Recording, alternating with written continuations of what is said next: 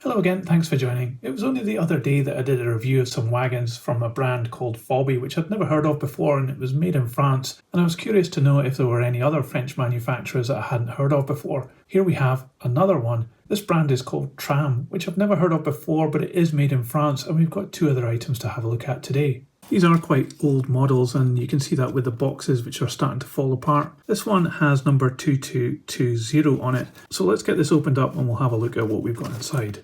Well, who would have guessed it was a French SNCF coach which was inside this. It actually looks pretty good from first impressions, and it's got some nice printing on it as well. You can see it's a compartment coach in second class. But let's take a closer look at this model. Up at this end, we've got a very detailed gangway here. It's an extra piece that's been added in, and it is coming away a little bit, but it does have these really fine little parts at the top, which is great, and glazing on the gangway door and a kick down plate, and the buffers are two pieces with the front pieces being extra parts added in. Of note here is that it's got wire handrails at the doors which look really good, and there's a lot of really nice fine rivet detail as well around there. As we move down the side of the coach, we have the two up here printed, not too bad. There's an indication of a door here, but it's not very well defined in the moulding at all. Got a place here, I guess, for the destination board, and then in the middle we have the printing of the SNCF in yellow. That isn't actually that good because the yellow is very difficult to print and it hasn't worked very well here. It's not a very solid colour, but what is really good is the white writing down below, which is really fine and very clear. And as we move down the other end of the coach, there's not much detail on these coaches. It might be prototypical that they're quite slab-sided. Inside you can see that it's a compartment coach, very bright green colour of plastic inside that coach. But looking around this side, you can see that it does actually have seating inside there as well. There's something odd happening here. I think maybe this part has come away. It's not moving at all, but I don't think it's meant to be like that. This looks like it's got some black paint on the top of the roof here for some reason. And also you can see that it is quite dirty. But the moulding on the roof has these additional air vents on the top. There's actually one missing here and here. So they look as though they're extra parts that have been added on. And also this piece here is an extra piece that's been added in as well. Underneath, a good representation of bracing, lots of rivet detail, extra parts like the dynamo here it's been added in, although it doesn't have any indication of connecting up to the bogie at all.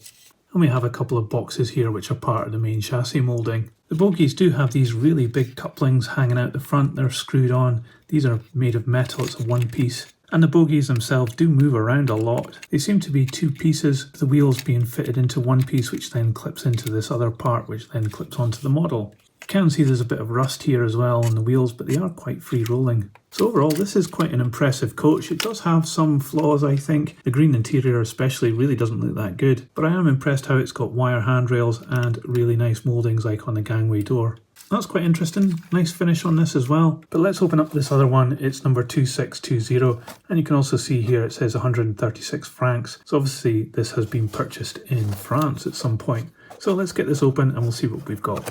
So obviously it's a postal van that we have here, and it is quite dirty, you can see that on the roof especially. So the finish on this again is quite interesting. Where the paint has been applied, it's quite matte, this brown colour. It does have yellow printed on this as well, but some of the letters aren't too good, like on the centre part here. It's a difficult colour to get right when you're printing it. But again, the printing on this part here is actually really good in the white, and we have some more here too.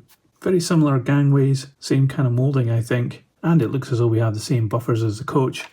Up on the roof we've got 4 air vents, these are extra pieces added in, and we have glazing as well in the top part. It does look as though we have either a moulding mark or a glue mark in the middle. There is a nice level of detail here with a lot of rivet detail, and I especially like that around the doors. It's not deep relief though, it's a fairly shallow moulding, but it does actually work quite well in context. Underneath we have a very detailed chassis, but we do have these big sections at the side, which I don't think are prototypical. Again, another dynamo glued in here. You can see some of the glue residues, it's not been put together that well. But we do have this here, the braking part is an extra piece. It's miles away from the bogie though, but it does look okay. It does move a bit too. I think it's starting to come away. And another box which is moulded into the chassis. The bogies are slightly different on this postal van, but they do also look really good. A lot of fine detail moulded in here, especially like the springs. But of course, things like the brakes aren't that close to the wheels. It's an acceptable level of detail though. Again, we've got the coupling hanging out here with a screw holding it on, and a two-piece bogie with metal wheels which revolve pretty well, and a bit less rust on this one too. This is quite a light model. It could definitely do with a few weights put inside it, but it is actually quite a nice looking thing overall. But let's put each of these onto the scales and we'll see how much they weigh.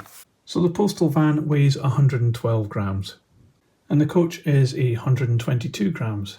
So a pair of interesting models here from a manufacturer which I've never previously heard of before. It's another one that adds to my collection of French-made models, that's for sure, and these are actually not too bad at all. Yes, they're quite old, they're not up to today's standards, and they do have some limitations, but overall I think these are good representations of what they're meant to be.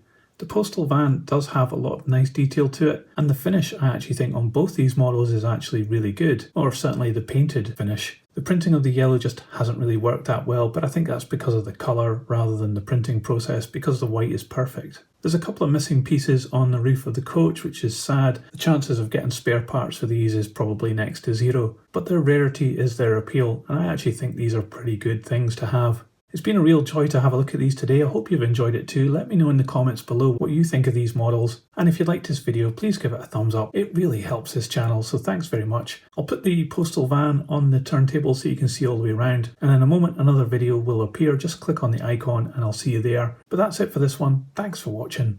See ya. So model train, model world, choo choo, model trains, tiny in tiny worlds, choo choo. So model trains, tiny train, model world, choo choo, model trains, tiny in tiny worlds, choo choo.